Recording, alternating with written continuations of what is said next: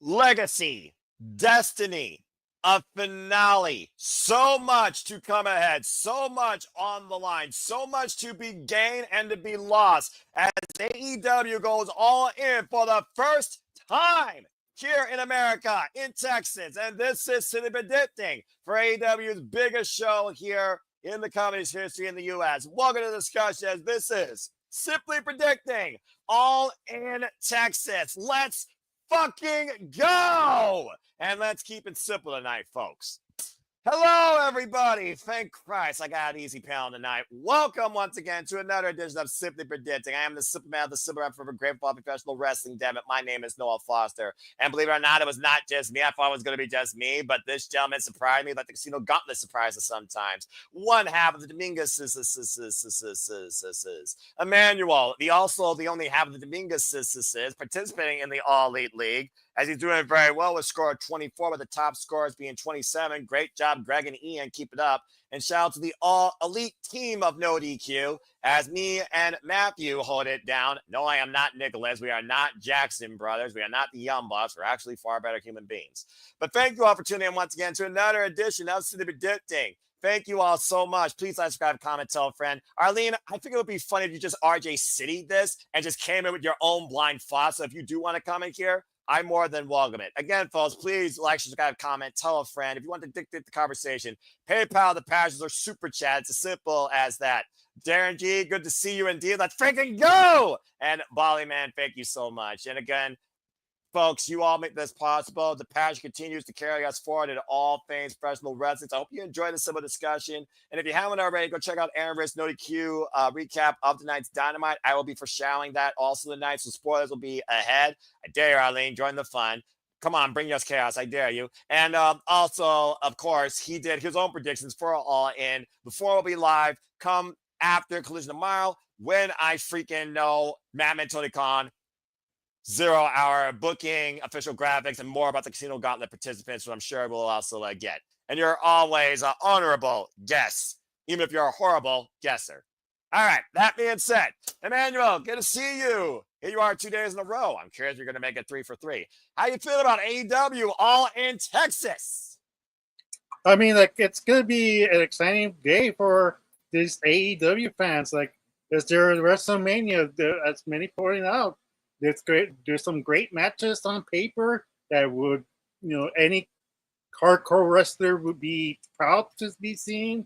Yeah, and hopefully they deliver. I mean, like, they need to really make that statement and show the people what people are missing now, because WWE people what they want. Exactly, like WWE's been struggling lately, and this is AEW's opportunity to strike and rather iron spot, because a lot of people are saying, I'm going to AEW Pro Wrestling, and let's see if the paper hits the wall and sticks and make the viewers stay. Well, it may make the viewers stay. It may make viewers come to the product as well, because at the end of the day, sometimes you get ahead, but not even watching the show. Apparently, that's Matthew's secret. So I'm very curious if you, Arlene, will agree, disagree, and in her All Elite League debut, as far as I'm concerned, because I dared to fill out the form, I'm sure she's going to have some fun predictions tonight after I give the text. That being said, let's go ahead and hear from the other half, the leader of NXT, might I add, the NXT League. It's Arlene Dominguez. Arlene, good to see you. Oh, good Lord, I'm with both Dominguez's tonight, and I'm alone. Lord help me. This is the Chaos Panel. I can already tell what I'm in for, but this should be fun. Arlene, how you feeling about AEW all in from a mutual standpoint? Because this should be interesting. Honestly, I don't really watch it unless my brother watches it. So that's why I was like, I don't really watch it. I was like, I'll watch it. You guys predicting, but you're like, hey, just a guess. I'm like, I could be sometimes a good guesser. Sometimes I feel like I'm a good guesser when it comes to NXT. So some of the ones like I get right, like, or like stuff like, I'm like, huh, I took a complete guess right there. But yeah, I know I'm tied though. Yeah, I'm tied with like 2 other people. So I'll take that over being at the end. That's fair. Again, you haven't even participated in this league, but I dare you to try because why the heck not? But again, this is a nice case study too because I love what Sid the Predicting brings professional wrestling fans of all forms: the casuals, the hardcores, the unknowns to the product, the passionate to the product. So I'm very curious to see, especially because you also have siblings, how one half that knows a little bit of it versus one half that doesn't know none of it. Have a discussion tonight. So I think this will be really interesting. And I think there definitely is a lot to discuss. And I know the chat's also here to cause mischief and bring their predictions in too. And I appreciate and welcome all of you. Safet, by the way, good to see you. And Charles, I know I always got you, bro. All right, so I think without further ado, City Predicting community, all elite fleet, professional wrestling fans, hardcore, casual galore, newcomers, and continue on goers, and my friends. Let's get right into it. So again, this is AEW All in Texas. It is AEW's biggest show here in America to date in this company's young history. You all can, of course, watch along with us this Saturday during our live watch along event, purchasing it through your local providers. Unless you are international, you have other options like pay-per-view. I believe there's Main Event down in Australia. For here in America, the primary way to go outside Dave & Buster's is Amazon Prime Video. And if you purchase All in Texas for Amazon Prime Video right now, you get a $10 credit for Prime Video to use towards anything, whether it's a future AEW pay-per-view or some other digital content. So please keep that in mind. We got a unique card here on tap tonight: championship matches, championship aspirations, and so far officially, and I am going to keep saying that officially, and stay tuned, folks. I will have a simple update if Madman Tony Khan does add stuff during Collision, because you know he will. Officially, we have 8 matches on tap. So why don't we go ahead and get right into the fun discussion. Again, folks, that's this Saturday, July 12th, AEW All in Texas, live on pay-per-view, 3 p.m. Eastern Standard Time, with a 1 p.m. Eastern Standard Time, 2 hour, 0 hour, with Renee Paquette, RJ City, and Double J. That Double J, J-E-F-F-J-A-R-E-T-T, Jeff Jarrett. Ain't he great? And I want to give a shout out quick also to my friends, Montserrat, of course, a previous graduate of the Rhodes Wrestling Academy, as well as my brother from ATW, the Kanji King, who will be going all in live this weekend. I hope that they have a phenomenal time. All right, let's go ahead and start talking about some of these matches, shall we? And I think we will start simple. We will start with the TNT Championship, because let's see if you believe the champion is undisputed or a proto star waiting to hear his name heard by over 20,000 strong. It's Adam Cole versus Kyle Fletcher for the TNT Championship. This is their second singles encounter. As the previous encounter ended via disqualification with Don Callis family interference, and continued wars with the Don Callis family and the Paragon have ensued pretty much since Double or Nothing. Kyle Fletcher has been hell-bent on getting the TNT Championship from Adam Cole. We, of course, saw the No. 1 Contenders match last week where Kyle Fletcher did beat Daniel Garcia after Daniel Garcia and Adam Cole are lobbying for a triple threat. Kyle Fletcher, a former Ring of Honor World Television Champion, is hell-bent and looks to stop at nothing, even potentially injuring Adam Cole, who's had a fair share of mental and physical warfare to get this title. And I will warn you all in advance, there will be spoilers from tonight's episode of AEW Dynamite, so please watch with caution. Tonight on AEW Dynamite, there was a tag team match with Protashita, of course, Kyle Fletcher and Kenosuke Takeshita, taking on the team of Bandito and, of course, Brody King. And it was Kyle Fletcher and Kenosuke that got the win, as Kenosuke did pin the Ring of Honor World Champion. And stay tuned for City Predicting more this Friday for Ring of Honor, folks. But Adam Cole, he's also had his fair share of fallout with Kyle Fletcher as well. I don't think Adam Cole has been pinned by Kyle Fletcher yet to this point. And this will be his 4th defense of the TNT Championship. Okay, Emmanuel, the TNT Championship, the history and legacy of this title. I'm pretty sure it's the most changed title in AEW history. But Adam Cole has been a fighting champion, and he's already beaten members of the Don Callis family, including Josh Alexander. So what do you think? Do you have a brand new TNT champion? Yes, I do. No, I think Kyle Fletcher's to get this TNT championship in my predictions, because they did a lot of story work with him and Will Ospreay, and he got some victories out of him. And he's young, he's an upcoming star, and AEW really needs to build up stars. That's the focal point for this their WrestleMania All In. So for me, it's a clear what TK is thinking. Kyle Fletcher for the win and have a promising future for him because he's going to be a future AEW World Champion one day, but not yet. Well, I'm glad you got that level of potential, though, in Kyle Fletcher. And he's definitely been one of those wrestlers to break out in his own, away from Osprey shout since joining John Callis, and more so being comfortable with himself, not only in the ring, but what he believes his own skills can be. Again, near finalist in the Owen Hart Foundation tournament, a strong run in last year's Continental Classic. And I think the sky's the limit for Kyle Fletcher. So him winning the TNT Championship, where we know the Don Castle will be heavily involved this weekend across both All In and Ring Supercard of Honor, that'd be a hell of a coup for Kyle Fletcher and the Don Callis family, to say the least. But again, it's one of those things right now. You enter the first match in disqualification. Nothing is really settled. How much does it take? How far do you go to get to that title? And let's keep in mind, championship matches on pay-per-views for the TV titles have 30 minutes, not 20. So it's one of those things where I do think we're going to get some title changes, of course, at All In, but this one has me scratching my head. And I think for right now, I'm going to say that Adam Cole, because again, he hasn't had that definitive one-on-one win yet. I'm going to say Adam Cole actually retains.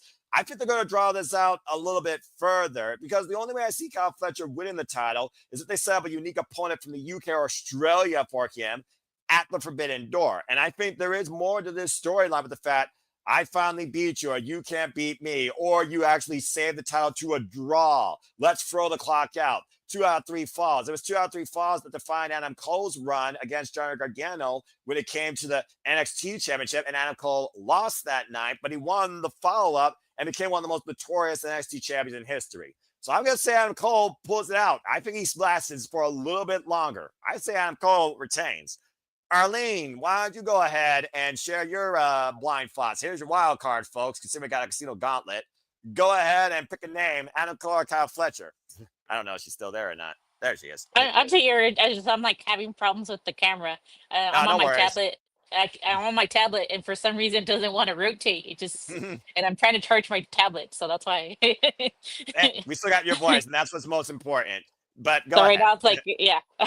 So if it does that again, just you can stay off camera, and I'll just cue you. But please speak. yeah, I'll turn it on when it's my turn. Fair But enough. Save the battery. yeah, save the battle. But I'm still here. Save the battle. But just when you were explaining the match, as soon as I heard it that this title is a hot potato, I was like, okay, then I can see this title going to Kyle Fletcher just because of the fact that it's hot potato. And that's and the fact that you said that he's beat everybody in the family, so there has to be someone in the family that's able to beat him, and then that can kind of create a rift within the family because he's the only one that's been able to beat Adam Cole out of the whole family. So that's my logic, at least, that he's going to be the only one to be able to do it. Everybody else is not even going to come close, and maybe he's going to realize maybe he doesn't need the family after all, and maybe he ends up going on his own. But that's just based on what you told me right now.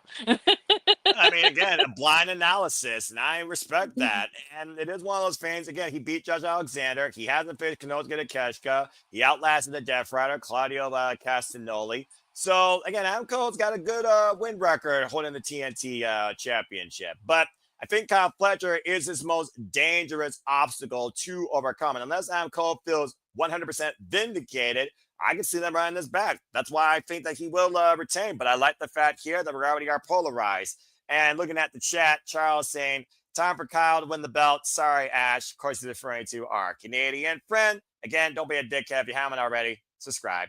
Appreciate you, Ash. And stay tuned. She might be back here for Evolution tomorrow. Harleen, I hope you're part of that too, personally. Again, respect women in wrestling and the fans of wrestling as well. All right, so that being said, it's 2 for Kyle, 1 for Adam Cole. And again, your opinions not only matter, they are subject to change, just like matches and anything else. Your predictions will not be final, and I will have the format again after Collision tomorrow. Your predictions will not be final until, we'll say, just be safe, because I know there's going to be matches on the 0 hour, 1 p.m. Eastern Standard Time on Saturday. So stay tuned for more of that on my social medias. And yeah, don't be a dickhead. Freaking Zack Sabre Jr. All right, let's go ahead and move on into our next match. And I think, considering how everything else is pretty much championship implications or future championship aspirations, let's have some fun, shall we? And this is where our lean can really get crazy, if you know what I mean, or local.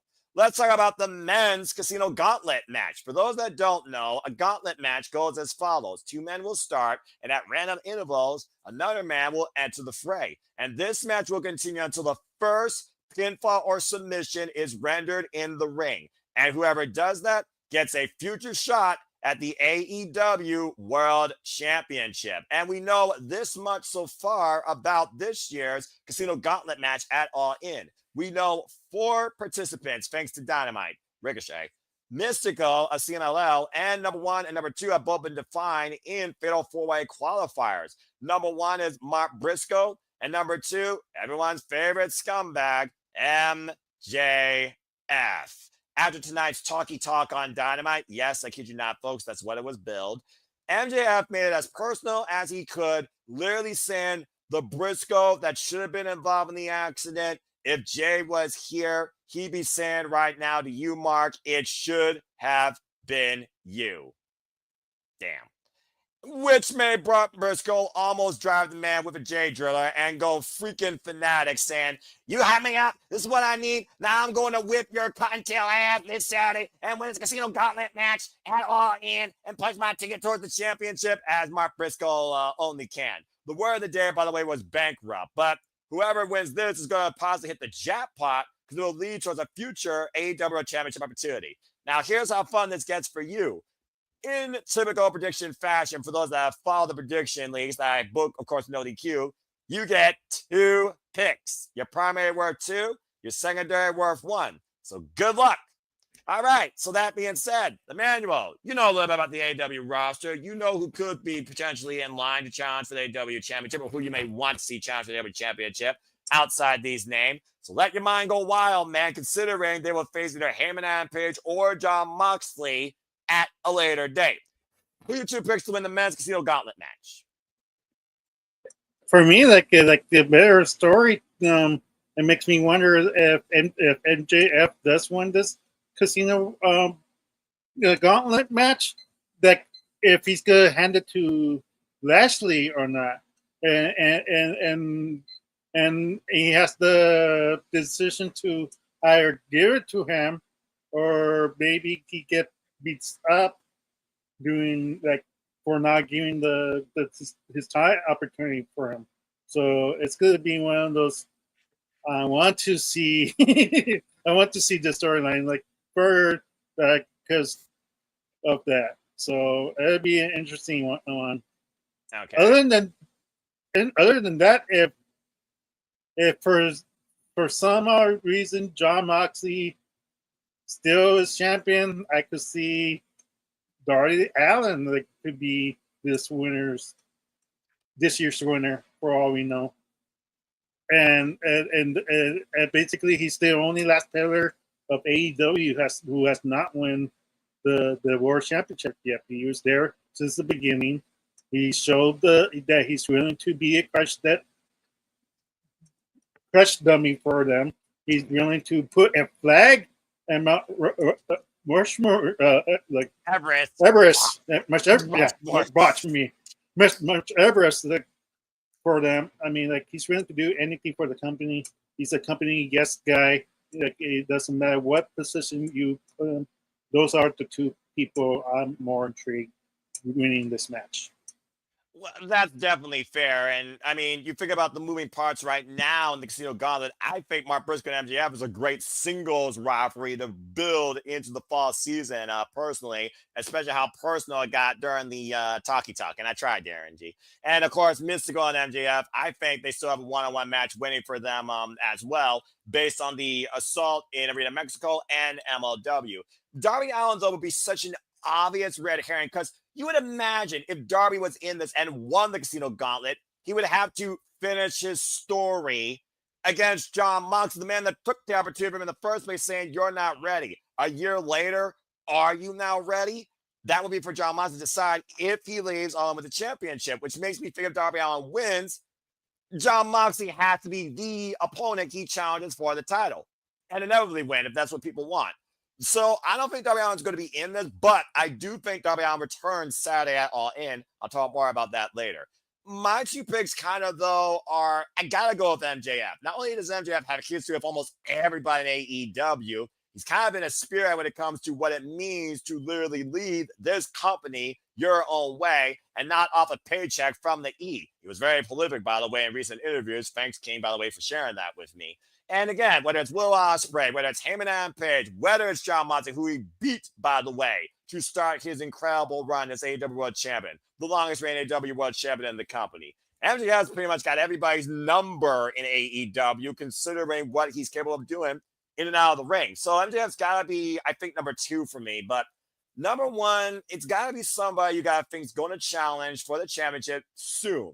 So is that Forbidden Door? Is that All Out? Is that another special, spectacular, Lord help us, that Tony Khan could book as well? And with the field being so vacated right now, as far as what we know, I'm actually going to go on a limb here. Again, just something to change. I'm going to give it to a guy that I think should get a world title shot, considering the worker he's been.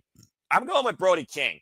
Brody King's been such an incredible competitor and worker in AEW. Of course, tournament competitor. He's had incredible matches. Notorious 25-week-long AEW Trios champion. And I think Brody King and John Moxley could have a very unique promo dynamic before that championship match, considering a lot of Brody King, what he is, I think John Moxley can relate to when it comes to the type of violent competitor and his way in the business, not being the clean-cut athlete, etc., etc. We don't know the entire story of Brody King, clearly, but AEW fans can relate enough to Brody King to respect what he brings in that ring, and I think he deserves a shot. He also hasn't won one of these major tournaments since winning the Battle Royale from Blood and Guts a few years ago, where, might I add, he previously challenged John Moxley, I think, for the title.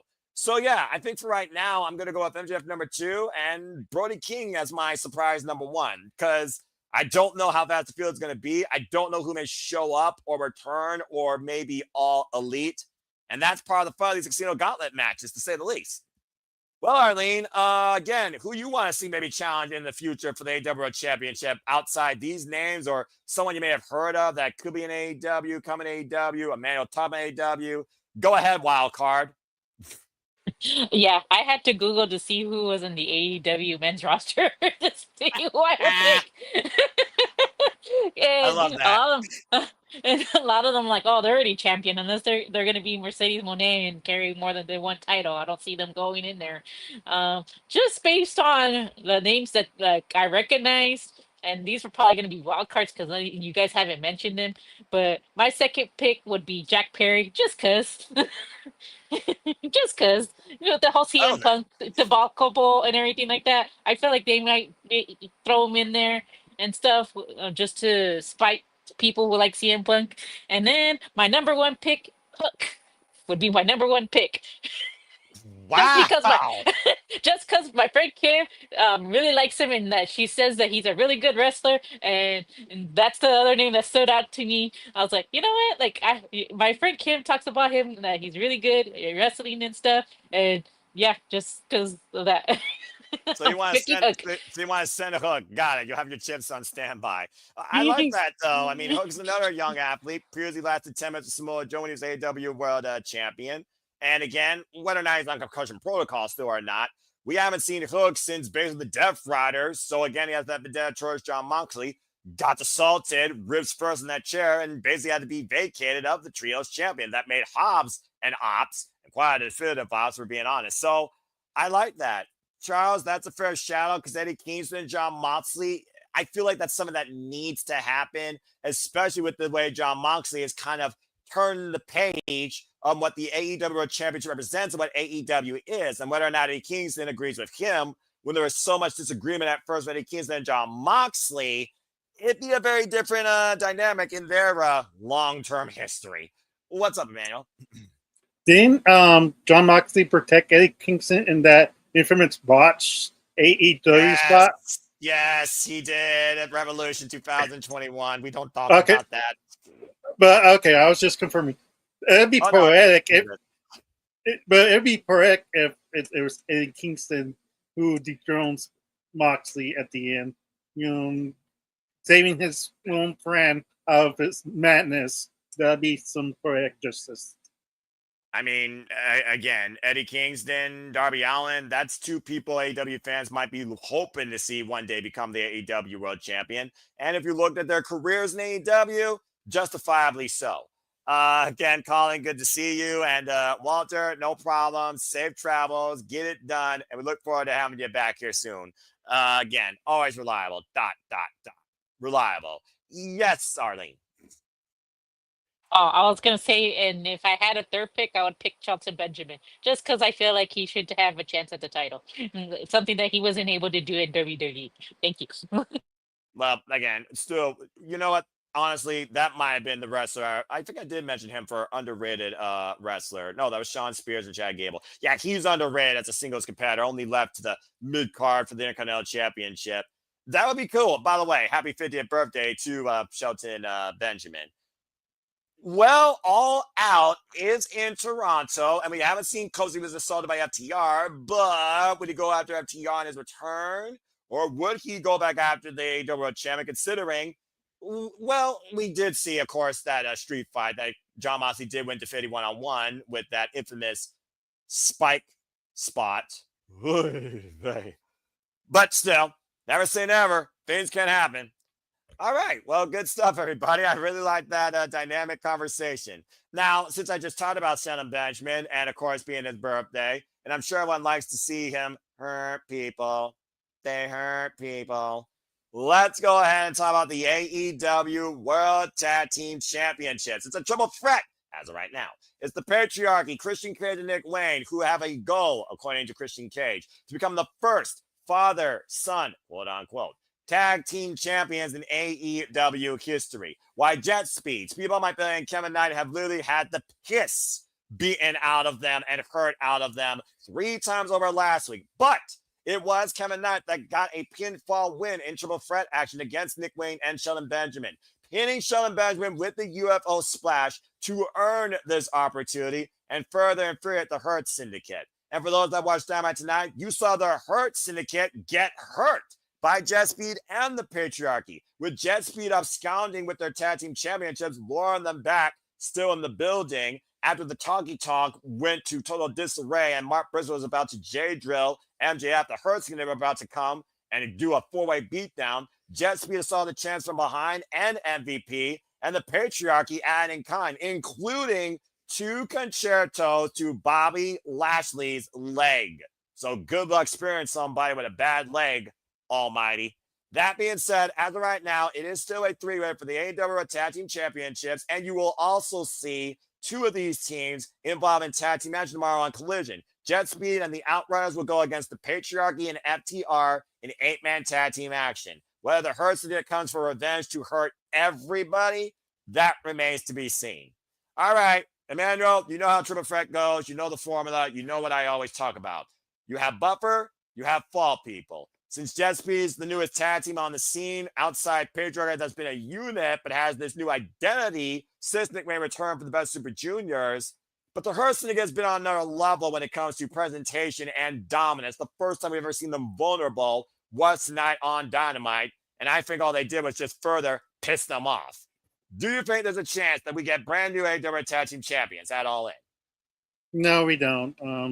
The Hurt Syndicate, it's the best thing AEW right now. It'd be too soon for them to lose those titles still. The tag team division needs development and or more credibility, more build.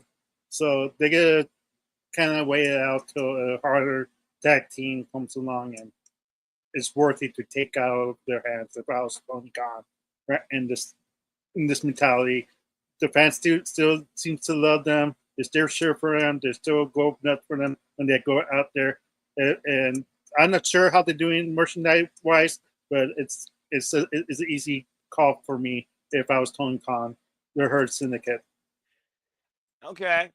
Arlene, I think it goes to the wrestling business. When you book a triple threat, you book a change more likely to happen. To Charles' point, he thinks the picture is going to win this match. The Hertzogate doesn't get pinned. To Emmanuel's point, though, the Hertzogate has not been pinned or submitted yet as a tag team in AEW. Jet Speed, though, again, they just became a tag team, but the jury is out whether they're going into this match at 100%, especially after last week. But what do you think based on the picture that has literally been shaped by the AEW tag team division? He basically took my answer. That was basically what I was gonna say. I said father and son duo become the first champions, I guess, in AEW, right? The first Father father son, and son. yeah, Yeah, according to Christian duo. Cage's Yeah. mentality. Well, I just wanted to sure because I wasn't sure if that's sexual fact or not. And they become the champions, and the way they become champions is that they pin Speed Bob Bailey and the other guy because I don't know the other guy's name. I Kevin recognize Knight. Speed Bailey, but so yeah, that's exactly what he had just put right there. I think that's what's gonna end up happening. Well, I mean, again, look at tomorrow night. FTR, Outrunners. FTR I'll be watching closely. Outrunners previously faced the Hurt Syndicate back at Revolution for the tag team championships. And then you got these three teams here. That's 6 tag teams right now. And then, of course, I think about, that Hounds of Hell, Buddy Matthews, and Brody King. There are some tag teams. Gates of Agony, of course, previously challenged the Hurt Syndicate as well. The Hurt Syndicate have been clamoring for teams to try and hurt them. Well, they got hurt tonight, but it took 2 of them. It almost feels like an AOP, DIY, FTR situation here where the 2 teams need to gain up and eliminate the tag champs to get a chance at the titles. Now, truth be told, back at NXT TakeOver Orlando, didn't work out so well. AOP retained. Again, my NXT. But I think right now, again, the Hurt Syndicate, they are one of the, not the best tag teams and best fans literally on AEW television. So I think the Hurt Syndicate is going to retain. I just think they made them a bit more vulnerable. And I think the Hurt Syndicate is going to literally still hurt Jet Speed, but I think they're going to hold out on the Christian Cage and Nick Wayne traditional tag team match because of MVP's and Christian Cage's history. And by the way, MVP for the first time took a bump. He was assaulted tonight as well. He was down for the count. So I think that actually the Hurt Syndicate are going to retain. I just don't see a team right now on their level that could carry these titles with this level of dominance and also this level of come challenge me and see what happens, mother effer. So why you say patriarchy? I say Hurt Syndicate. What's up, Arlene? I see your hand. Oh, I was gonna say it's just because MJF's part of them now, and he hasn't made the best of friends with certain people. So who knows that maybe someone might cost her and syndicate on behalf of MJF because he's creating a lot of enemies as a result of it. Just saying. Well, also, let's not forget what Bobby Lashley and MVP talked about behind closed doors. If MJF gets out of line, they hurt him. But do you pull the trigger on, I don't know, MJF versus Bobby Lashley this soon? I don't think so. And honestly, with MJF, part of the Hurt Syndicate and the MJF and MVP chemistry, the Hurt Syndicate is the most complete faction right now, in my opinion, in all professional wrestling. I want to see this go the distance. I really do. And I think they're just getting started with MJF now being part of the crew. That's why I think the Hurt Syndicate still holds strong, even if they are somewhat vulnerable, somewhat quote unquote. Hurt Syndicate retains. All right. Well, Arlene, even though you don't watch AEW, I am going to let you lead this match because ladies first, also spotlight, please. Let's go ahead and get your thoughts towards this, folks. Get ready. Is it the Timeless One's last stand in the spotlight? And does the CEO add the most richest prize to her portfolio? I know I'm about to trigger the chat. It's time to talk about the AEW Women's World Championship. And this is a first time ever one-on-one match. Timeless Tony Storm defends the gold, all caps, might I add, of AEW against the TBS champion Mercedes Moné, who is still unpinned, unsubmitted, undefeated in AEW. We saw during the face-to-face in the opening tonight on Dynamite, Mercedes Moné was basically put in place by Timeless Tony Storm simply said, you will never win the big one. Or Mercedes Moné says, that title is my legacy, is my destiny. Bottom line, destiny to be defined or destiny denied. Who gets checkmate in this war games of truly who is the best for the AEW Women's World Championship? Arlene, I put it to you first. dare I ask, do you have a new AEW Women's World Champion? Or do we finally see Mercedes Moné eat her first loss in AEW and Thomas Joy Storm retains? Oh, I feel like Mercedes Monet is gonna be, I don't know how many title champion, because that's just who Mercedes Monet is. I don't, and even then, like, if Tony Storm does win, like I was watching the review with you guys, who do you guys see they're throning her? Because I mean, what is Tony Storm without the title? Like didn't go how many months without the title before she got it back from um The Glamour, Mariah May. yeah, yeah, Mariah May. There you go. I couldn't think of her name for a second, but like she wasn't that much without a championship, and then she regained it back. So to me, it's like, what is Tony Storm without the title? What do you do with her after she loses it? You know. So either way, you kind of booked yourself into a corner, because it's like, whether she wins or loses, it's like, what does she do now that she lost the title?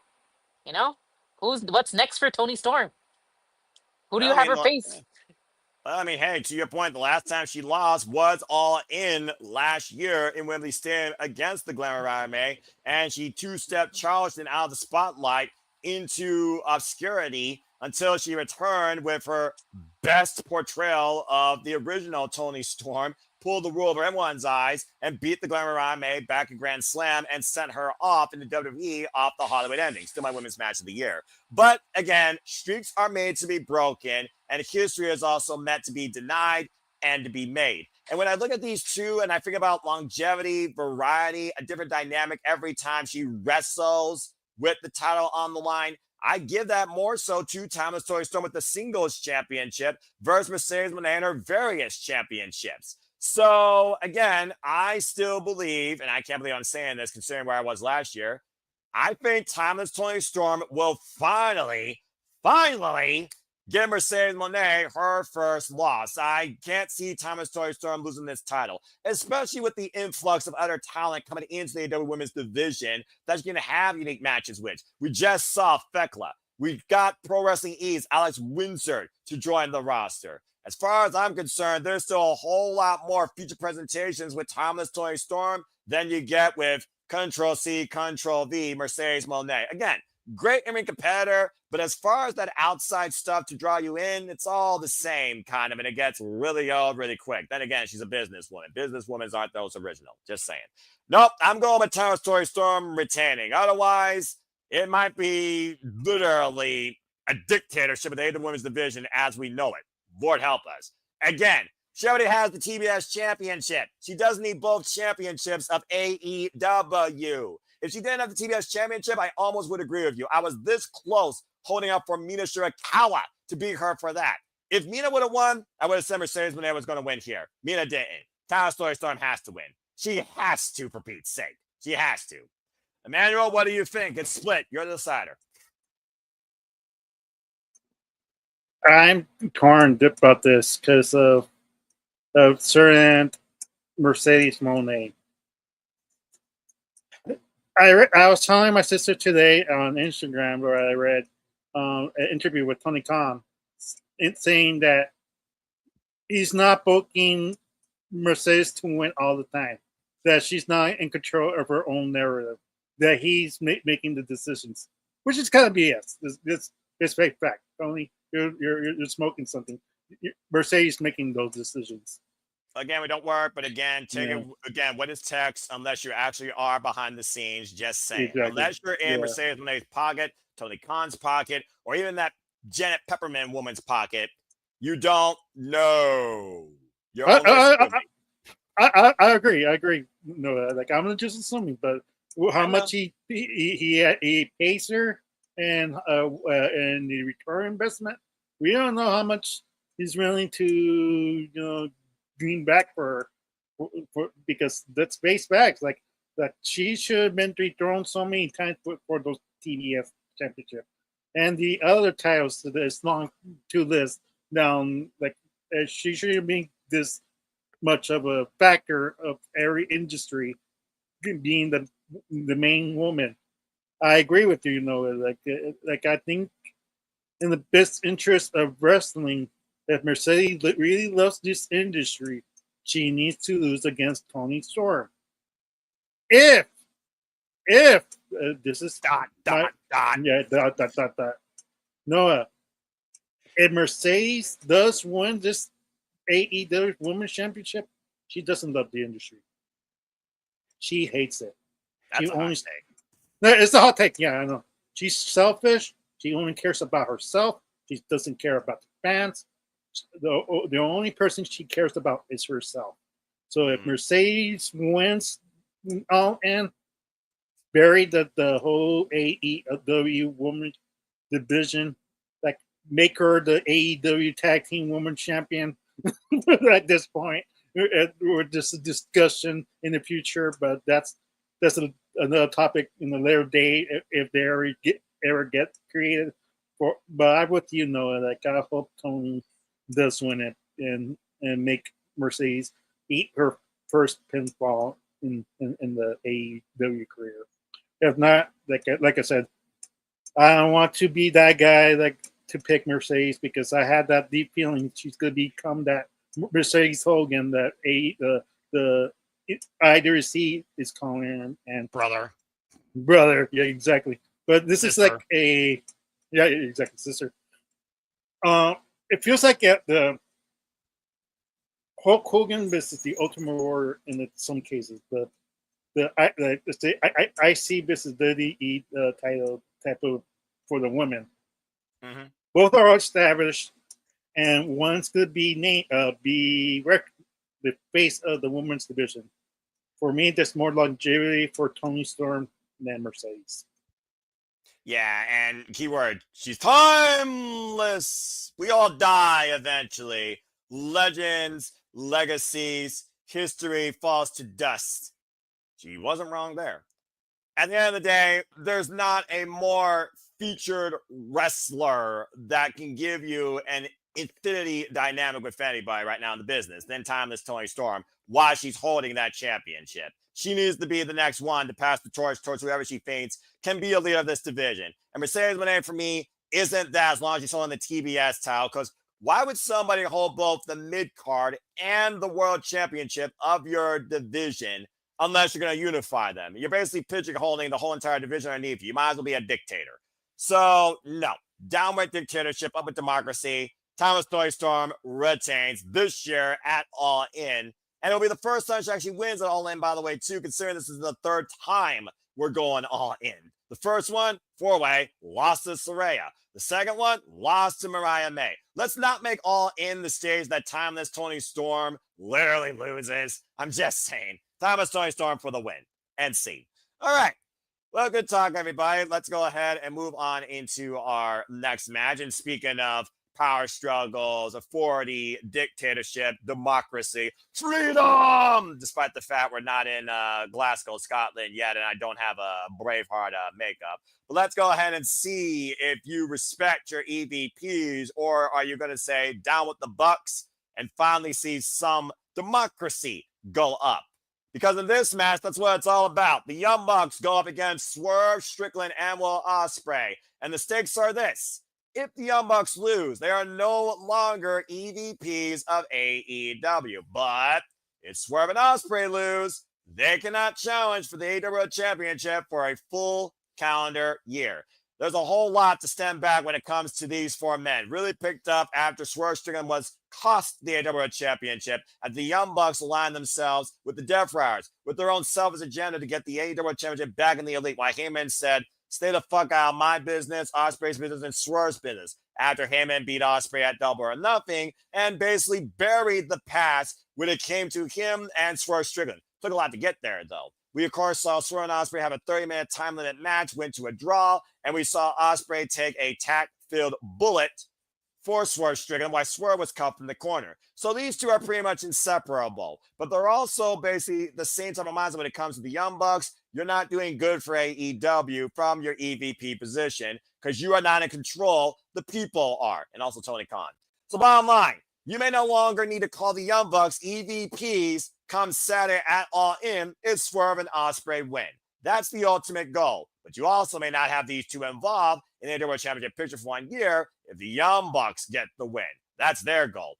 High stakes on the line for both sides. So, Emmanuel, let's go back to you. Who do you think wins here? Democracy or dictatorship? The Young Bucks or Swerve and Osprey? Especially after Swerve destroyed their limousine tonight at the end of Dynamite, despite the fact Will Osprey lost in that 8-man All-Star Tag Team match. Was not of a decision, but pretty much the battle lines are drawn. I would say it's 1-1, considering Swerve and the opposition beat the Young Bucks and Death Riders back at Double or Nothing. But as far as this EVP nonsense, I'm truly hoping this is the end game. But what do you think, Emmanuel? I mean, this is just storyline. Like, even if they lose, there's still going to be EVPs in the end of the day. So it's what quote unquote. So there's nothing's going to change internally in AEW. So this is just if you want to believe that they're no longer AVPs and go, yes, they're no longer AVPs. Thank God. And think there's going to be change in AEW. Then it's obviously Strickland and Will Ospreay. They had to win this because, but it's kind of it's a strange, decision for this stipulation, though, because over a year, like that means somehow, some way, Moxley still champion over the next year. I don't think that's necessarily true, but I would consider Swerve and Osprey two of the biggest oppositions for the AEW World Championship, which has to be removed from the picture. Yeah. Okay. About to say because that kind of what it sounds like. Hopefully that's not the case. That Moxley becomes a champion for another year, because that'd be ridiculous at that point. But like, hopefully, Jury is out. Yeah, exactly. So for my head, Will Ospreay needs to win this. Like, even Strickland, they're both main eventers. It'd be a crime and a shame if they don't ever be in the AEW championship for a year. Kind of ridiculous it by itself. And it's like, why? If I'm a fan of Will Ospreay or Strickland, why would I bother seeing the pay-per-view if I'm never going to see them in the main event hunting for that championship? I want more for them. So for me, it's Will Ospreay. Okay. I mean, that's fair. And again, Osprey is the one that basically, went to that extra chip to get this match with the Young Bucks. So both him and Swerve can go all in and try and neutralize these clowns from, being involved in more of their business. But Swerve's like, what the hell you doing, man? And reluctantly, he did agree. And so far, Swerve and Osprey have been effective as a tag team. They have tag team wins, 2 of them. But it is also one of those things, Arlene. It's not the first time that Swerve and Osprey have not met eye to eye, and they've also had heated rivalry. Last year's Forbidden Door, it was Swerve and Osprey in the main event for the AEW World Championship. And of course, Swerve Strickland won. The jury is out whether or not Osprey can even beat Swerve Strickland, so there is that. But I also got Forbidden Door. Where's Forbidden Door this year? 30 minutes away from Will Ospreay's home in the O2 Arena. Imagine the bruv coming home to challenge for the title in some capacity. Just saying. But that being said, Arlene, based on what you heard, what do you think happens here? Do you got the Young Bucks winning, or do you have Swerve and Osprey winning? Just because you told me the stipulation, I see the Young Bucks winning this. Ah, damn. Yeah, just because of the fact that they them putting their EVPs on the line like that, I feel like they have a plan. Just because, like, who would put up their position on in AEW as an EVP if they didn't have a plan? I feel like they have a plan, and they're gonna end up winning. We're not gonna like it, and they're gonna be laughing like, ha, ha, ha, your 2 favorite people that you guys wanted in the title picture are no longer gonna be a part of it. And guess who did that to you? Because aren't they the Young Bucks are heels, right? Oh, yeah. So yeah, so I could see them saying like, we just took out 2 of the people that you wanted to be champions or to be the ones to throw Moxley. I could see them be like, we just took 2 of them, so you know I could see them doing that, and then maybe they have another match somewhere along the line, and where maybe like Toby te lo llevo. Sorry, my mom was. All good. Um, so yeah, I see the Bucks winning this just because of the stipulation. You wouldn't make a stipulation like that unless you had a plan. I can see your point. Emmanuel, I do see your hand. Just looking at some comments real quick. The jury is out whether or not Warwick Hero Switchblade Jay White returns from his injury. Because you're right, he also was an opposer to the Death Riders, and I'm pretty sure he's an opposer to the Elite. And Scapegoat Jack Perry has not been seen since January 5th, Wrestle Dynasty, where he lost against Shota Tsuji for the Global Heavyweight Championship. So again, Charles, the jury is out whether or not he even shows up here or the Casino Gauntlet match, honestly. That'd be a swerve. And again, I don't know Warwick Hero, but based on what we're going to talk about here pretty soon, he might as well be one if he gets control of the championships in AEW, because it seems like he's hell bent on power at the expense of Kenny Omega more than nothing else. We'll talk more about that here later. But I'm going to say, as you all are split, and man, I just see you figuring out stuff too. I gotta go with Swerve and Ospreay. That stipulation of not having Swerve and Ospreay involved in any capacity going into Casino Gauntlet, Double Contender, multi-person warfare, having no chance, no path towards the AEW Championship for the next calendar year. I can't see that happening, especially when I think, well, Ospreay was one of the men I thought that was going to be AEW champion this year. With Forbidden Door around the corner, literally by his home, he's got to be involved in something major. And I think the most major thing is something concerning the AEW World Championship. Now, whether or not that's after Casino Gauntlet winner challenges or Casino Gauntlet winner challenges later after that, that remains to be seen. But I just think right now, Swerve and Ospreay deserve the win. And what else do the Young Bucks really need to do in their quote-unquote EVP position that they haven't done already? They tried to suffocate the freaking man tonight after the 8-man All-Star, and Swerve put their freaking limo through the ringer instead of through a freaking car compactor. It's got to go for freaking Swerve and Ospreay, in my opinion. It's got to. But again, Warwick Hero, history is bound to repeat. Tony Khan's a legacy guy. I do see what you mean, but we'll find out. Either way, I'm going with Swerve and Ospreay. Down with the Bucks. Sorry, King. Okay. Emmanuel, I saw you had your hand up. You got to say real quick?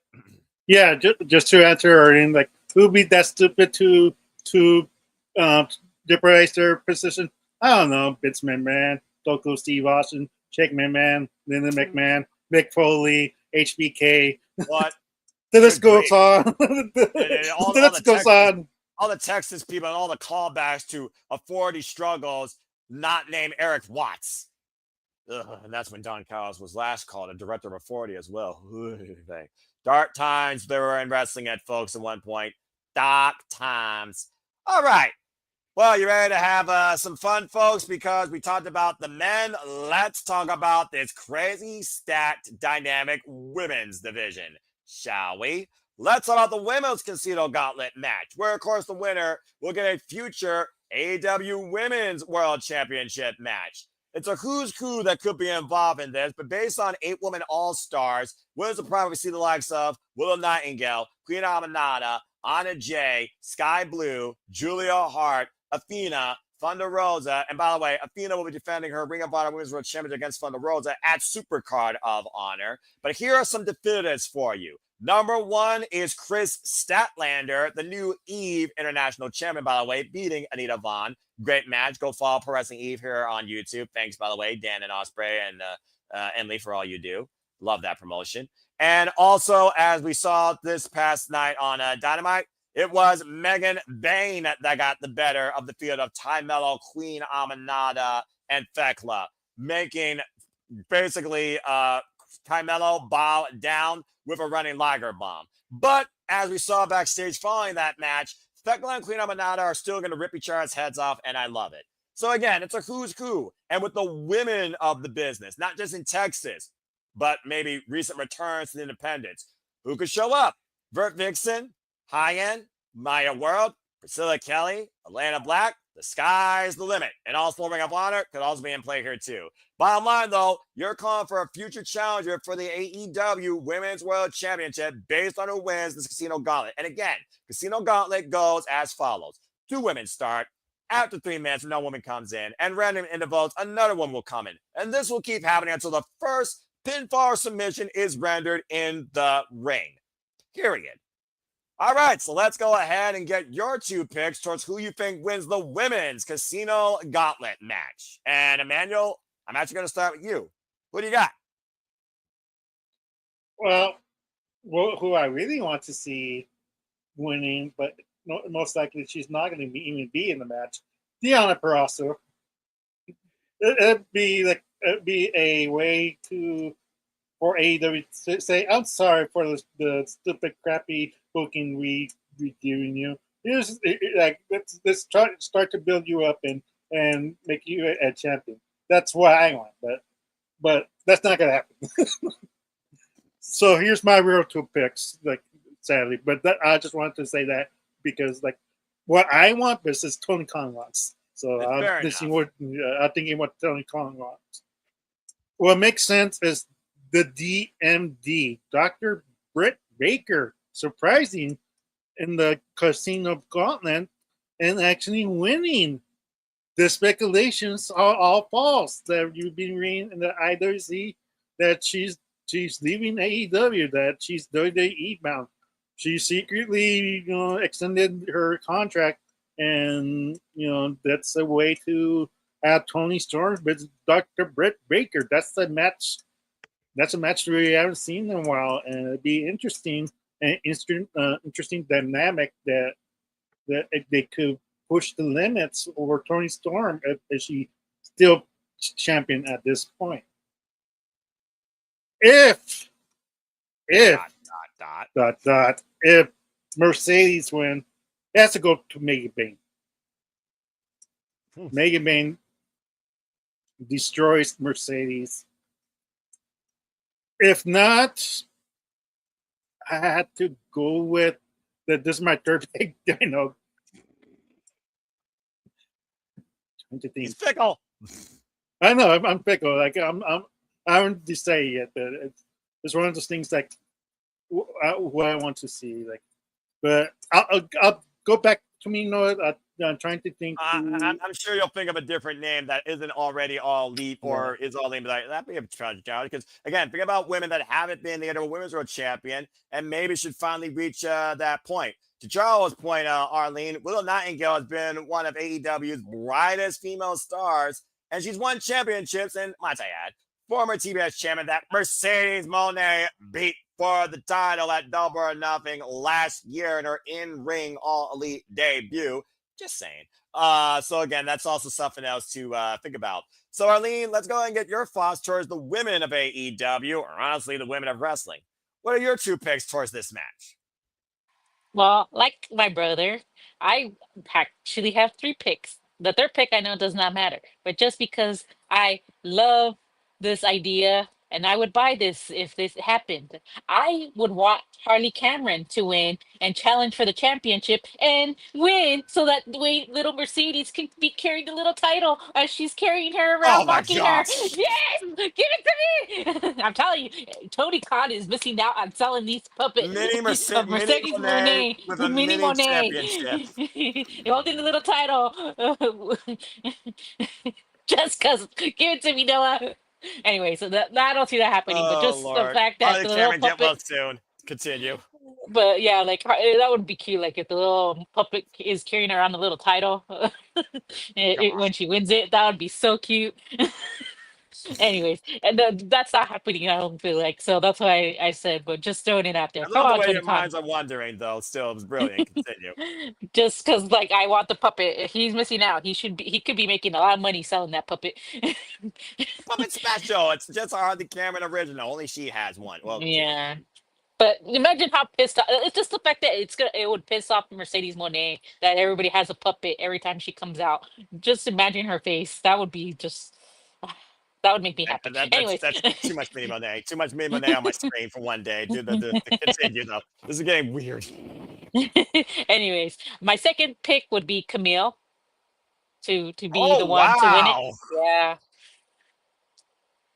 No Well, that's reason, a hell of just a because return. like that's one of the names I recognize, and I feel like maybe she'll do something with the title and stuff. And I think maybe like her beating Mercedes Monet could really be the her throw push, giving her that push. Or again, like you were saying, Megan Bay, is that pretty? Yeah, Bay. And she literally an eyelash of beating timeless Tony Storm, Leslie.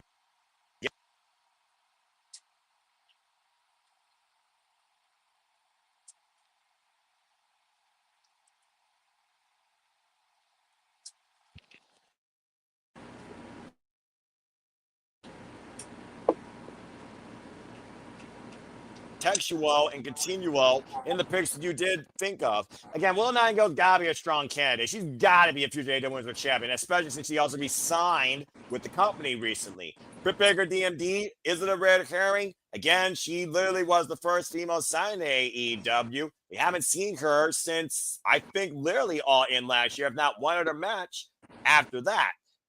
But Camille, there never was an end game after Camille got assaulted on Rampage by Mercedes Moné.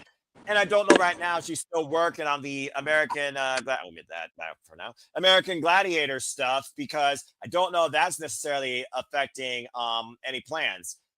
If Chris Statlander didn't just win that EVE International Championship, I would love to see her finally go after the AEW Women's World Championship, because damn it, Stat deserves it. But she's already got a title right now, and I think that's going to have forbidden door implications. So I don't think she's going to win. And also this storyline, John Moxley saying, don't ever let anyone tell you what you are or what you're worth. That's got to be in the back of the head of both Chris Statlander, Will Nightingale, and Chris, still far from done with each other. Shafir could play spoiler or protector, just saying. There's a lot of different moving pieces. But I think for my two, oh, Lord. Looking at the landscape, Queen Aminata and Thekla are going to have a fucking violent match at All Out. Mark my words. I don't think either one of them are going to win.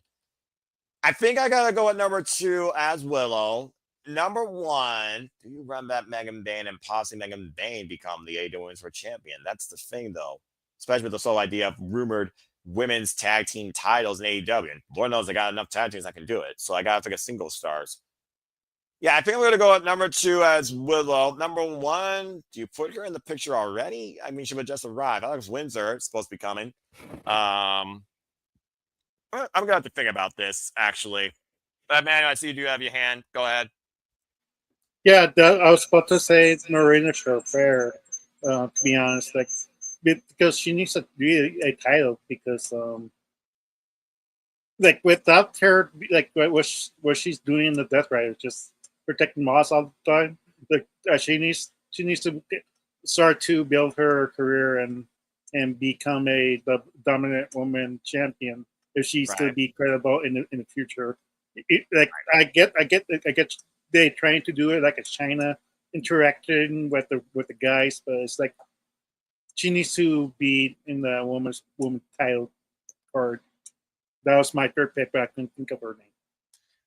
Okay, that's fair. So yeah, I think I gotta go with Linda Nightingale as number 2. And even though she did just challenge for it at Dynasty, it does feel like Megan Bayne should be more of a world champion than a tag champion. But what does that do with her and Penelope Ford? So yeah, I think right now, number 1, I'm gonna go with Megan Bayne as well. It's just a matter of who eats the fall and who eats the decision, because again, there's so many internal rivalries here in this match. There's a lot of potential people that are going to screw each other. Queen Aminata, Thekla. I think about, again, what I just talked about. Will Nightingale, Chris Statlander. They're on a collision course to face each other one more time. And Shafira might help in kind as well.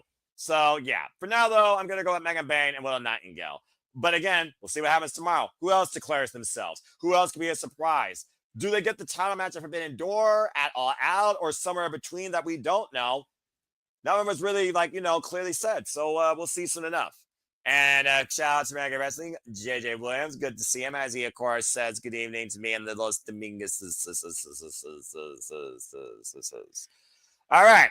Well, that being said, good talk, good dynamic. I love the fact that we are talking about unique moments that can happen, because this is what the show should be about. It should be about moments. It should be about first-time situations. It should be about history being made. And it doesn't come to more history for me as a professional wrestling fan. Shout out to Sandy and my also NJPW correspondent, Ash, as Ash will be joining me on the All In Call and Evolution calls, folks. Stay tuned for more on that.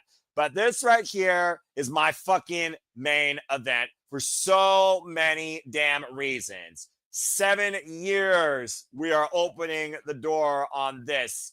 What was once a shadow to Kenny Omega. And he overcame what he thought was the greatest wrestler of all time. Proved that he was that. Now he faces Okada one last time where Okada is hell-bent to cause him pain, to drive him in the ground, and even at one point says, I will kill you for this.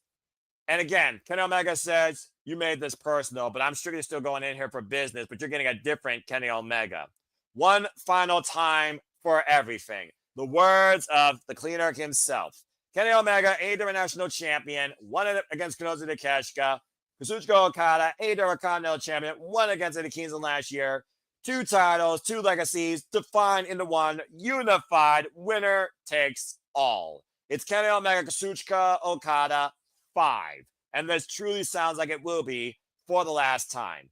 The difference here between Dominion and this is not only do we have Kota Ibushi back in Kenny Omega's corner, but Don Callis now is in Kazuchika Okada's corner. And Don Callis, if there's the greatest rival to Kenny Omega, it's Kazuchika Okada. If there's the greatest weakness to Kenny Omega possibly when it comes to knowing him better than himself, it very well might be Don Callis. But is that the winning formula to beat Kenny Omega once and for all, and Kazuchika Okada putting him behind him once and for all?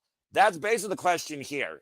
Either way, I don't see this being a rematch. I don't see these two face each other again. This has to be the end game for one of them. And Kenny Omega's already come out on AEW saying, I don't have much time left, but I'm going to do as much as I can with what I have. Let's not forget, this guy's come off diverticulitis with 2 feet of his intestine being removed from his damn body. You're never the same after that. So let's go ahead and see what you all think. Who becomes the first ever AEW Unified Champion? Arlene, hello. I put the wild card out first because why the fuck not? Arlene, Kenny Omega, Kazuchika Okada. Who defines the AEW Unified Championship as the inaugural champ? Okada. There you go. See? That wasn't so hard. And she don't need to say anything else because she never watches, and I respect that. All right, Emmanuel. Just because. Emmanuel, do you think that Kenny Omega, in some weird, bizarre way, is giving this back maybe for Okada based on everything that happened between them and New Japan, and look at where Kenny Omega is? We talk about the storyline, but let's also call facts here. Wrestling is a family. It's a fraternity. And Kenny Omega is one of the more selfless people in this business. At one point, he wanted to change the world. Well, I say what he and Okada did that to a degree. AEW is trying to do that in a different way, restoring a feeling. What do you think happens here? Where we also know when it comes to Konosuke Takeshita, this thing with him and Okada, it's only temporary. And Konosuke and Okada have not faced each other yet one-on-one. Just saying. Who do you think takes it? I disagree with my sister with Okada. It's just like that Okada, but wow. Like it, but it because like accurate. Yeah. For me, like this goes back like you said, in New Japan and how many like battles they had throughout the years. Like they've been going back and forward, and they already faced in their WrestleMania over there the Wrestle Kingdom. Start all the way back at Wrestle Kingdom 11, transcended into the G1 Climax, transcended into Dominion 2016, 60-minute draw, culminated Dominion 2017, 63-minute plus, 2-hour free falls, no time limit. Kenny Omega won. Yeah, and I'll predict it's the same. It's going to be the same outcome. And when AEW is going to bring up the new title, we gotta have the Intercontinental Championship. Like it's true. Like copyright claim. There. I know it's copyright claim, but it's right there. Like Kenny Omega is the international championship, and Okada is the continental. So Intercontinental champion. I know. You're speaking verbatim what everyone else has said from the get-go. So that being said, you both are split. Damn it. I imagine I'm still undecided on this. By the way, King, I still fucking hate you, but I'm proud of you. Enjoy this. You get to see this live, and this truly might be for the final time. Well, looking at the chat here, it seems they're pretty split as well. We got War Hero saying Okada all the way. We got Safet saying Omega. Charles is saying Kazuchika Okada versus Kenny Omega with the help from Don. Okada wins against Kenny at All In. And Safet saying if Okada loses, that should get Okada to the main event scene. Well, again, do you want Okada to be this first ever uniquely defined AEW championship that doesn't necessarily devalue the AEW championship? It puts them on a different level, per se, where this title will have its own regime of challengers. Kenosuke Takeshita seems like he's the worst one for top billing. And Kenosuke's already lost to Kenny Omega and beaten him. So there's that. It's also one of those things where, again, how much farther can Kenny Omega go versus how much more Kazuchika Okada's had in this new, smarter, more aggressive, more heelish, and I love it, in-ring style, now being manipulated by Don Callis. At the end of the day, Don Callis is going to win because regardless, he's defining a moment. He's defining history. Somebody he truly had with family, now somebody he's truly using to destroy family. Looking to make sure that Kenny Omega is buried 6 feet under. It's just one of those things right now where I think about what does this lead to? I know what it's going to start, but what does it lead to? And yes, Forbidden Door is around the corner again. I know that. I really do think Konosuke versus Okada needs to happen. And I do think it's going to probably concern this championship. So only because of that little aspect I keep thinking about and wanting to get there, I think that Kazuchika Okada should probably be the guy to win this. And I do think they're going to go along with this Don Callis, Kazuchika Okada, Konosuke Takeshita, MO. And let's keep in mind, folks, Konosuke Takeshita, for those that don't know, he's going to be busy for the next month in New Japan. He's part of the G1 Climax. That is the round-robin tournament, the harshest tournament, the strongest, proficient professional wrestling tournament of the year. But for right now, I think Kazuchika Okada finally gets his win back against Kenny Omega. What does it mean for the cleaner? No idea. But I think Kazuchika Okada kind of needs this. Why, I also think he wants it. I think it's also a no-lose situation. If Okada loses here, what is he? Scooby-Doo? Pink hair dye again? Crazy Okada? Lose himself? Worse than Eminem? I gotta go with Kazuchika Okada. But I cannot wait for what's going to be my match of the summer. Let's fucking go. And Jade is saying, what if WWE had Continental Champ? I somewhat miss the Continental Championship name in wrestling. Just saying. But either way. And Darren G saying it'll be a hell of a showdown. Safed apparently has the paperwork. It is copyrighted. Or maybe he asked AI. I don't know if AI necessarily has the answer. I wonder if AI actually has the answer towards who's actually going to win this. Better than a Magic 8 Ball. Just saying. For me, this is the most 50-50 match of the weekend, and I can't fucking wait. All right. Well, we had a lot of great talk, a lot of great discussion, a lot of great analysis, some unique takes, as I expected, from somebody a little bit in tune to somebody that's not so in tune, but we still love and appreciate both of you. And I love this dichotomy of siblings, but also watcher, non-watcher. This is beyond brilliant. So let's go ahead and get right into what, let's be honest here, it kind of feels like it needs to be in the main event because it is the AEW World Championship. It also might be the last time you see him and Adam Page challenging for it. So says Jon Moxley. Let's talk about the AEW World Championship, shall we? And plus, again, think about your casino gauntlet. The winner will challenge the winner of this match for that title at some point. Jon Moxley defends the AEW World Championship against him and Adam Page in what's now a Texas Death Match. The last time they tried a Texas Death Match, it was Revolution a few years ago. And him and Adam Page not only won, he hung Jon Moxley with a steel chain. Ever since then, though, Jon Moxley has gotten the better of him and Adam Page, saying, you're not ready. You're not willing to go fully all in. Well, you proved to me now you're willing to go all in after buckshot learning Marina Shafir last week. Again, though, tonight, the Death Riders, they did get the win. Jon Moxley got the rear naked bulldog choke on Katsuyori Shibata to win for his team. And also gave Kid his back, the higher mercenary of Jon Moxley. Just saying. Either way, this is him and Adam Page's promise to AEW to win and bring that championship back to light. But promises can also be broken and unfulfilled. Is this Hangman's redemption or the Hangman's last stand? And do we continue with the Jon Moxley Death Riders MO into the fall season where someone's long-term storytelling I've been hearing could still carry out? And could this lead to a return of one Darby Allin? Some things to think about. Just saying. Just saying. All right, guys. So we're going all in on this main event. Anything fucking goes. Texas Death Match. Expect blood. Expect carnage. Expect somebody to be literally destroyed and be lucky to walk out on their own 2 feet. So let's go ahead and talk about this death match, shall we? Emmanuel, let's start with you. AEW World Championship. We haven't seen it since last year's Wrestle Dream. We know it's in that briefcase in protection of the problem who possesses the object of the position of power that Jon Moxley holds. What did Jon Moxley say, though? You want it? Just beat me. 3 seconds. Simple formula. But again, it's hard to beat a man when he has a fucking army.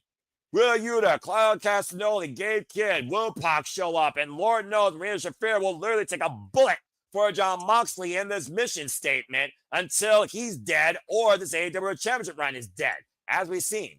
So that being said, Emmanuel, do you think we finally free the AEW Championship from obscurity, or does this continue even longer?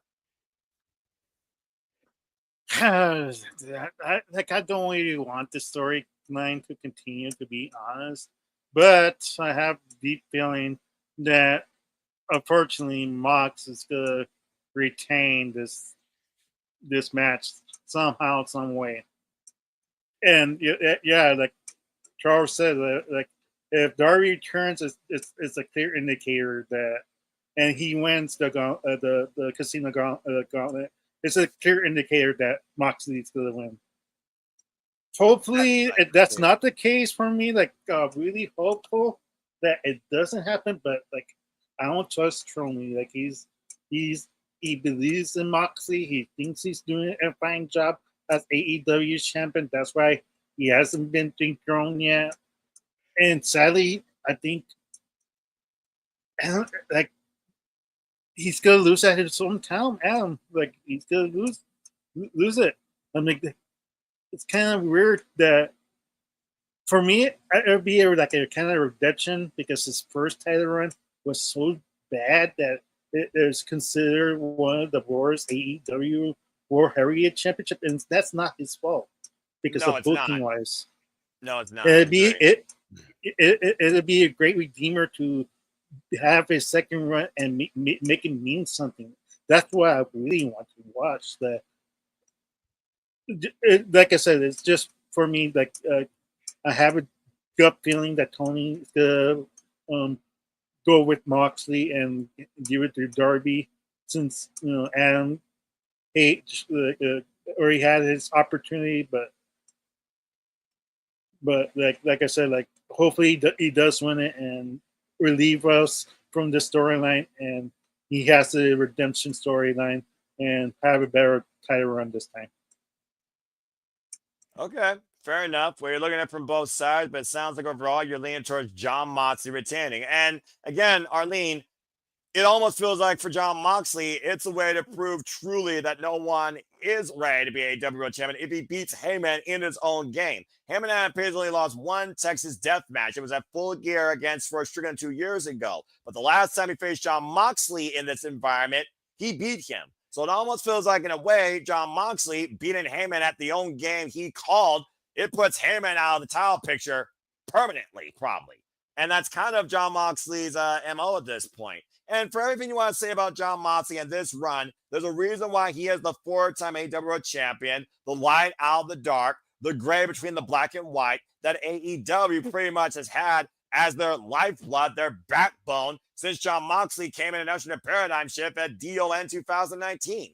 So I actually do agree with you, Emmanuel. I do think this has to go on a little longer because at the end of the day, is Heyman Page the right guy to close the book on the Death Riders MO? Considering, no official graphic by the way yet, folks, the Death Riders will be challenging for the AEW World Trios Championships, and it may not be the original 3 that you're thinking of. And I also wonder, are there other people that Jon Moxley has been recruiting into his regime?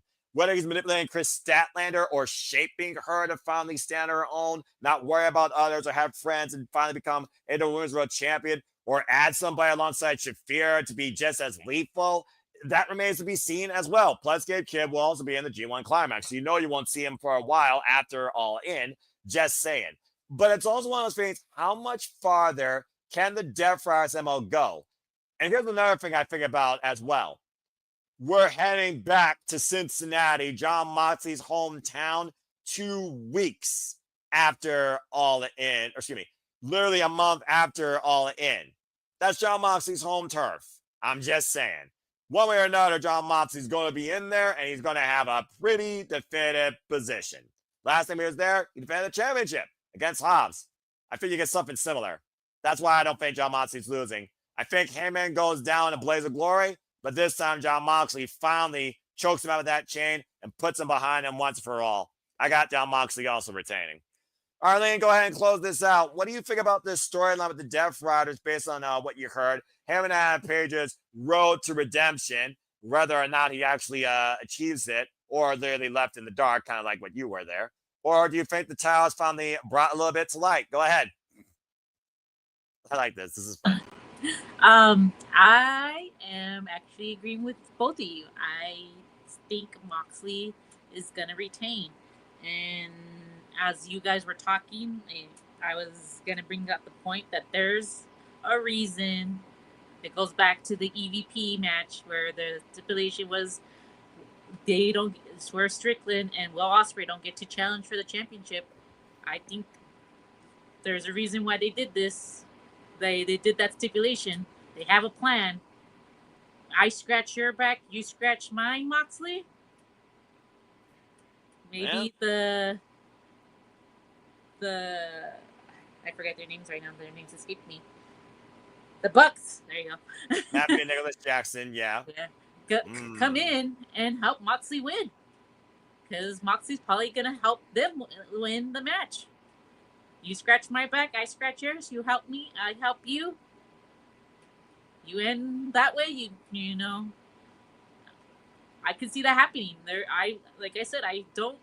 They have to have a plan. Otherwise, why would you put your EVP unless you didn't know for sure? I mean, like I heard my brother say, well, you know, in WWE, but this isn't WWE, man. This is AEW. So maybe they do have a plan. So well, just gotta. I mean, again, what sort of power do the Young Bucks have to help the Death Riders if they lose their match against Swerve and Ospreay? Death Riders might as well throw them to the curb or bury them 6 feet under in the desert. They're worthless then.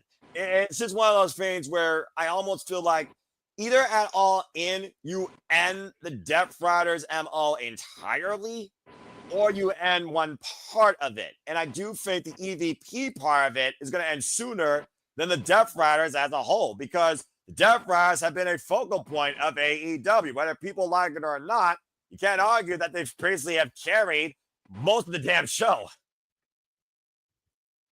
So it's just something else to think about. Safet, though, with a quick thought here, and I'll go back to you, Emmanuel. If Mox wins, the crowd will be pissed off. Well, there was a sign in Adam Diamond where it says, if Heyman loses, we riot. But it also does make me wonder, would this be the main event, or would this be the semi-main to offset that, and then you have the good moment with the Unified Championship? Again, maybe you already called that the main event. I kind of agree.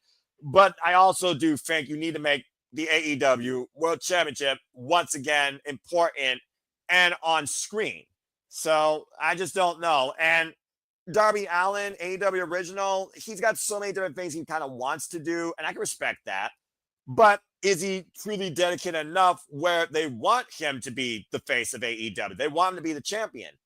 Now I'm kind of scratching my head and thinking about at this point with Heyman being dead solidly focused in AEW, maybe he is the one that deserves it. But for now, I just think they're still going to hold it on Jon Moxley and hold out for the Wrestle Dream to end the nightmare that began last year. And it wouldn't surprise me if Bryan Danielson was the one to endorse Darby Allin in doing it. He may not be able to wrestle. Doesn't mean he can't encourage. Anyway, man, I see your hand real quick. What you got to say in closing? How about the Texas that he's wrong? I mean, there's a reason why people have been mad that Mox keep retaining, but you still see and watch. So you're not gonna stop watching. It's like you become numb to it. Just like me with John Cena as champion, you become numb to it. You just accept facts.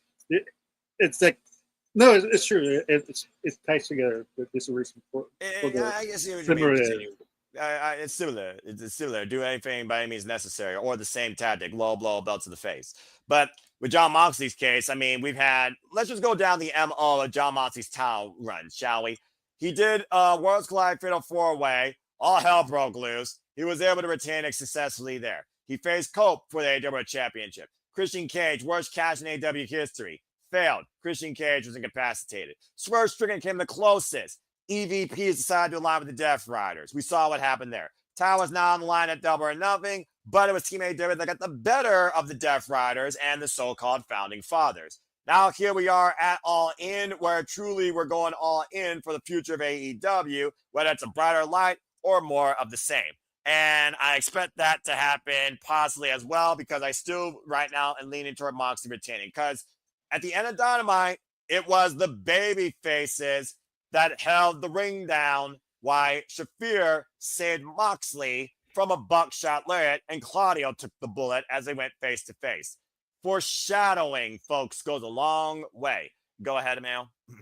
But to finish my thoughts on, so I about to say, because I feel like Moxley, like if he stays as champion and you haven't tuned out from AEW, nothing's gonna stop you from seeing AEW. Just like me with John, like I said, I'll go back with John Cena. I still watched the even though John Cena was champion. I didn't like Cena being champion, but it's something I tolerate because I support the other wrestlers, and that's why you keep watching that. You not necessarily you might not like the main who's on top, but you keep watching because you love the wrestlers who are in the company and the hard work they show, and that's why you keep watching. So I disagree with that statement that even though the IWC Warriors go, oh, I'm pissed that or mad, I can't believe Mox retained. It's just worse. No one listens to you. You're in the minority, in a small pond, making no noise. In the deep, it's in the deep forest. I do see it's in the deep forest. You can scream, "Help! Help!" Is anybody going to listen to? No.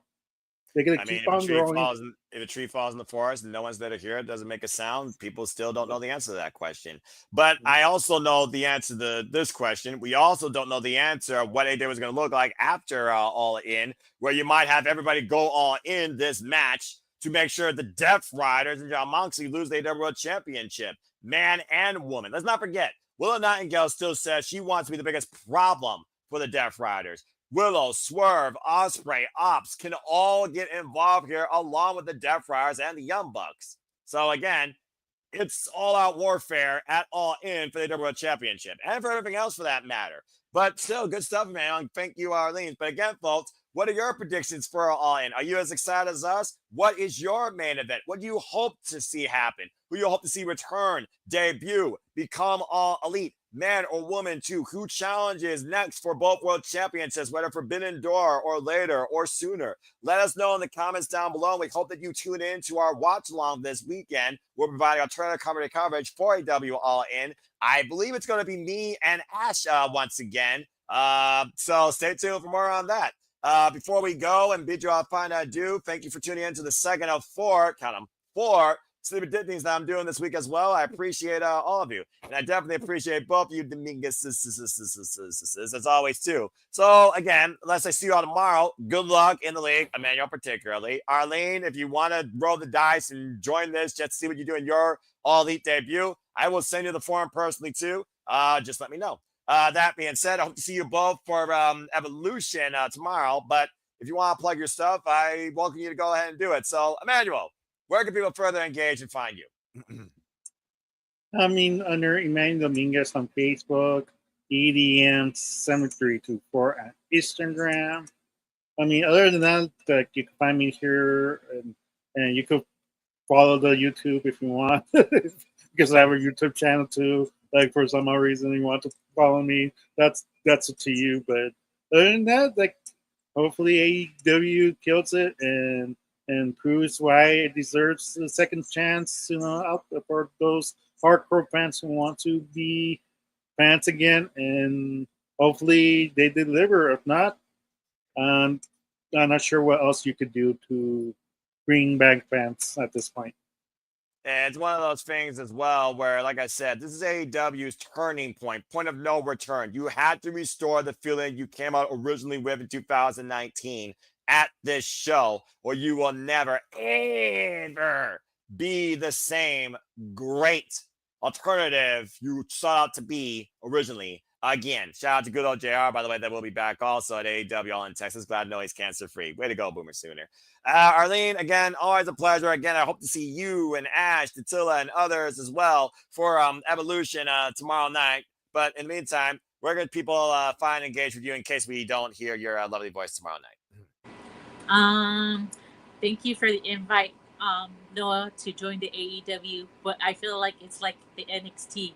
I was saying to my brother when I won, I wasn't going to enter it the second time, that I was good just winning the first year, because I had barely started watching it again.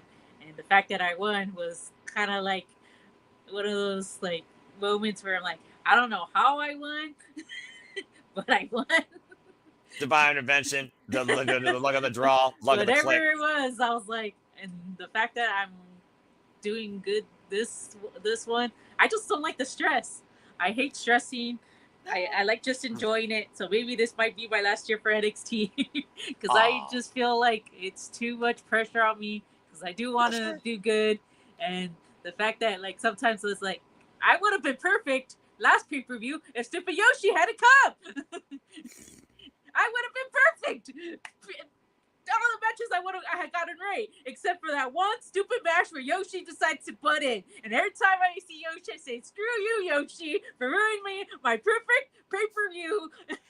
Well, if it makes you feel any better, I agree. Not on the Nintendo screw Yoshi, but also the Pro Wrestling Noah guy, because he screwed up my scores that time too. And at the end of the day, like I tell other friends, it's for fun. There's nothing on the line. Just have fun and give it a chance. Because you'd be surprised. I mean, hell, how you think I'm doing pretty damn well in WWE when I barely watch the product as it is? Highlights, I guess, are just enough, but I do get what you're saying. But that being said, Arlene, as you do look at other things wrestling, I respect and appreciate that. Where can people further engage, find you, and try and promo value, JJ? You can find me on Facebook under Arlene Dominguez, just like you can find me on Instagram, Arlene Dominguez. On Twitter, it's ADM73244 for some reason. I don't know why they added the extra 4, but that's how it is. I just found out Tatilla is going to be going to Survivor Series in San Diego. I hope to meet her there, because me and my brother are going to go to Survivor Series in San Diego. And good deal. So hopefully I get to meet her in person, because she seems pretty cool when you talk here. So it would be nice to actually meet her in person. So yeah, those where you can find me. And yeah, like if I were to go perfect like my brother in AEW, I'd be like, I don't know why I can't do that for WWE, because WWE I'm doing horrible. All right. Well, yeah, the jury is out, and I gotta get the updated graphic. But yeah, you're a little bit low there. But hey, keep going and keep having fun. Is all I gotta say. Yeah. All right. That's all I have to say. Fair enough. Well, thank you, Arlene. Manuel, I do see your hand. And again, before I give it to Manuel real quick, again, I hope to see you both and others. I hope to see you here tomorrow night. The Sleeper Dating continues. We'll be discussing wow, I'm tired. Botch WWE Evolution 2. So please come back here tomorrow night at the Simple Man's Brand, the Simple Apple Studios, for Sleeper Dating WWE Evolution. Thursday, July 10th, 3:30 p.m. Eastern Standard Time. And we're going to go really deep dive into this, considering Slammiversary implications are on the line for that match. That and so much more. Amanda, I do see your hand real quick. What you got to say? All we have to say is, like, it's more easier to predict what PK is predicting, because he actually listened to IWC versus Triple H. He actually listened to the casual, and that's why we do so horrible, because we don't listen to the casuals. We listen to the IWC more than the casuals. You know, it's always got to be something that's heard somewhere amongst the internet. Damn, it's a fit. All right, well, fair enough. Well, again, if I don't see you on tomorrow night, good luck, regardless of any of the events that you take in. And again, folks, I didn't do the NXT front because I just realized something. Duh. NXT and All In are at the same time on the same day. So why the heck? I'm just going to send out freaking both forms tomorrow at the same time so that way you all can take care of 2 of the biggest events this weekend. I figured that's easy. So you'll actually find both NXT and the AEW forums in the comments of not only the AEW streams, but the NXT Sleep Addicting streams some point tomorrow, I promise you, and on my social medias too. So again, good luck to all of you. Again, the AEW forum will be after Collision, NXT, some point prior. So stay tuned. And again, folks, I will be back here tomorrow hosting another panel, because I'm crazy, for Sleep Addicting WWE Evolution, where we'll be talking about this and so much more. So join the conversation if you can. Sounds like JJ will be there. I sent out the invite to Datilla and Ash. We'll see if they join the fray. You know, you both are definitely welcome, as always. So we'll see whether it's 2, 4, 5, 6. Who the heck knows? On Sleep Addicting, anything but come tomorrow night. But it's always it's something, right, Charles? And Svet, so find me if you choose in Fox1916 on the X and on YouTube. But that's all I'm going to say for now, because I'm not going to be redundant. That's all I'm going to say for now, because I don't want to be redundant. You get the idea. Again, I'm literally on a stream, quote unquote, of 6 straight days of streaming. I'm fucking nuts. So again, stay tuned tomorrow for Sleep Addicting Evolution, Sleep Addicting Ring of Our Supercar of Honor on Friday. I will be calling Ring of Our Supercar of Honor. Probably solo. I'm going to Joey Styles it, because fuck it. And also, of course, go all in on Saturday, man. And also call, of course, WWE Evolution the following day. And yeah, Saturday night's main event. Someone else I think is going to take care of that. If I need to be on standby for that, I'm always happy to help out a friend. So stay tuned.